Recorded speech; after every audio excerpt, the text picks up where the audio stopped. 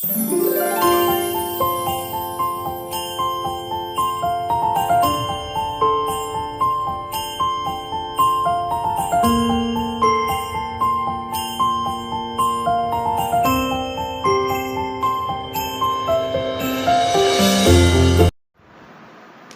मैं आप लोगों को SFMS चैनल के माध्यम से 7वीं कक्षा विज्ञान विषय के पहला अध्याय पौधे और पोषण के विषय में आपको बताऊंगा। पहला अध्याय है पौधे और पोषण।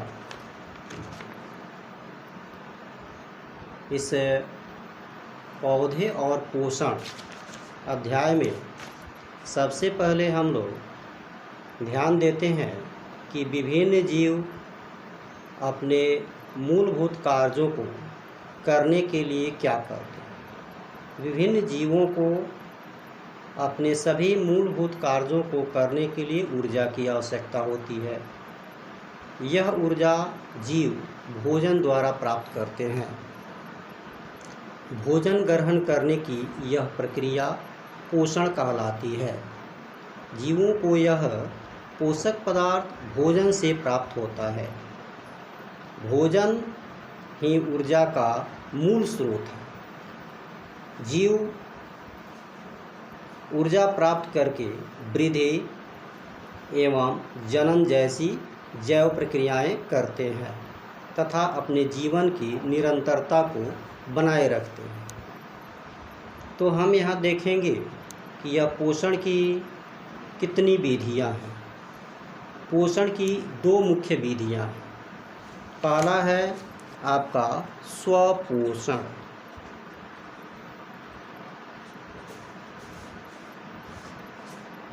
यह स्वपोषण। स्वपोषण क्या है, पहले इसे हमें देखना है। तो जीवों द्वारा अपना भोजन स्वयं तैयार करने की प्रक्रिया स्वपोषण कहलाता है।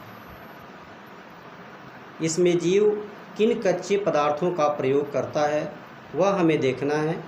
कार्बन डाइऑक्साइड, जल, सूर्य का प्रकाश आदि वातावरण से यह प्राप्त करता है और अपना भोजन स्वयं बना लेता है। जो जीव अपना भोजन स्वयं बनाते हैं या संश्लेषित करते हैं उन्हें हम लोग स्वपोषी कहते हैं, यानी ऑटोट्रॉफ्स कहते हैं।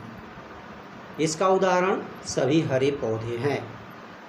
हरे पौधे सूर्य के प्रकाश का प्रत्यक्ष रूप से उपयोग करके और भोजन स्वयं तैयार करते हैं। तो हरे पौधे क्या हुए? स्वपोषी हुए, ऑटोट्रॉफ्स हुए। अब हम देखते हैं पोषण का दूसरा प्रकार होता है परपोषण।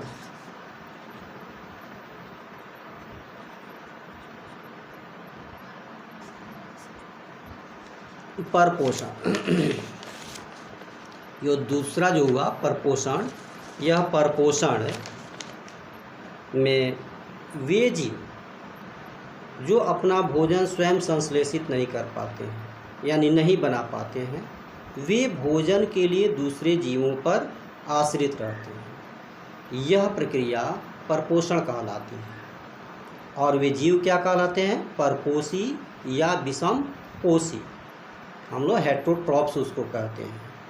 तो जितने भी जीवधारी हैं, जीवधारी माने हरे पौधों को छोड़कर जीव जंतु, वे अपना भोजन स्वयं नहीं बनाते हैं। वे अपना भोजन दूसरे पौधे या जंतुओं से प्राप्त करते हैं।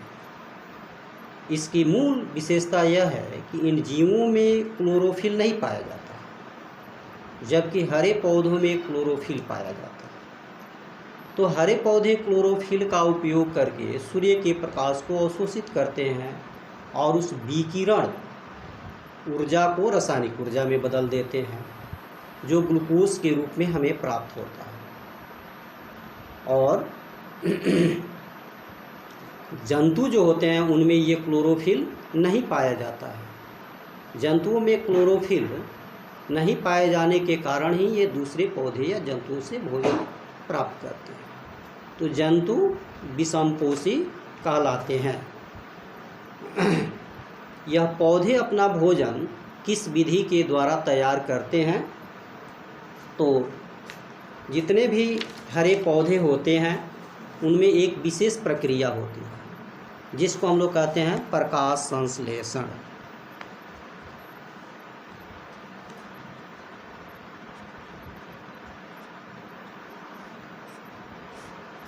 यह प्रकाश संश्लेषण, फोटोसिंथेसिस, यह क्या है, इसे हम लोग देखेंगे कि प्रकाश संश्लेषण क्या है।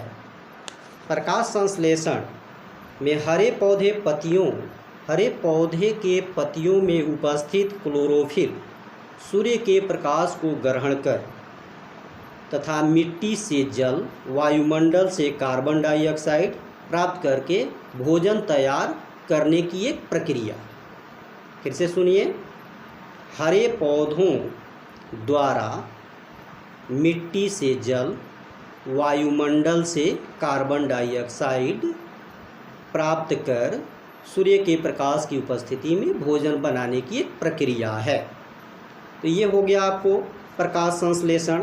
प्रकाश संश्लेषण की प्रक्रिया, ध्यान दीजिएगा कि यह हमेशा दिन में होता है, सूर्य के प्रकाश की उपस्थिति में ही होता है, यह रात में नहीं होता है। तो पौधे प्रकाश संश्लेषण की प्रक्रिया के द्वारा भोजन तैयार करते हैं। यह रासायनिक अभिक्रिया में आपको कार्बन डाइऑक्साइड,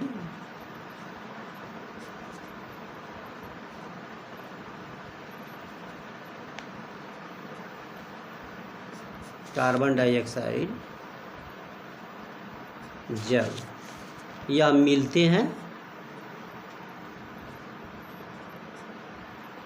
सूर्य के प्रकाश की उपस्थिति में तथा क्लोरोफिल की उपस्थिति में। तो बनाते क्या क्या हैं? ग्लूकोज और बनाते हैं आपको ऑक्सीजन।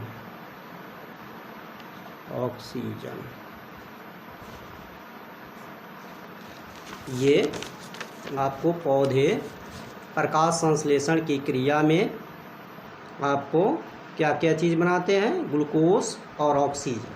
ग्लूकोज का उपयोग जीवधारी भोजन के रूप में करते हैं तथा ऑक्सीजन श्वसन क्रिया में ग्रहण करते हैं। तो आप जानते हैं कि जितने भी जीवधारी हैं सभी श्वसन की क्रिया में ऑक्सीजन लेते हैं और कार्बन डाइऑक्साइड छोड़ते हैं, जबकि हरे पौधों में श्वसन के अतिरिक्त एक और प्रक्रिया होती है प्रकाश संश्लेषण, जिसको मैं अभी बतला रहा हूँ। तो यह केवल हरे पौधों में होती है। इसमें हरे पौधे कार्बन डाइऑक्साइड गैस को लेते हैं और ऑक्सीजन को छोड़ते हैं। तो ये हुआ प्रकाश संश्लेषण की प्रक्रिया। बाकी अगले क्लास में। Thank you.